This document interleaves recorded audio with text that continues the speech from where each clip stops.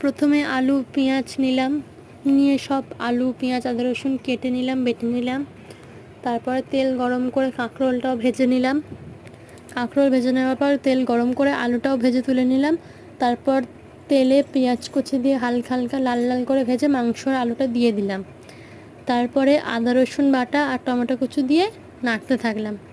ভালো করে একটু ভাজা ভাজা করে নেওয়ার পর হলুদ, লঙ্কা গুঁড়ো, জিরে গুঁড়ো, ধনে গুঁড়ো দিয়ে দিলাম। দিয়ে ভালো করে কষতে হবে। এবার কষতে কষতে যতক্ষণ না এবার তেল বেরোচ্ছে ততক্ষণ কষতেই থাকতে হবে। কষে কষে নেবার পর জল দিয়ে দেব। জল দিয়ে ভালো করে একটু ফুটিয়ে নিলাম।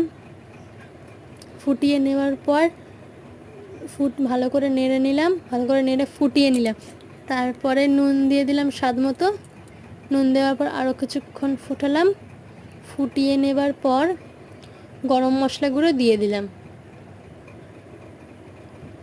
গরম মশলা গুঁড়ো দেওয়ার পর ভালো করে ঝোলটা গরম মশলা গুঁড়ো দেওয়ার পর ভালো করে ঝোলটা নেড়ে দিলাম। নেড়ে দেওয়ার পর তরকারিটা ভালো করে ফোটালাম। ফুটিয়ে নেওয়ার পর তরকারিটা হয়ে গেছে।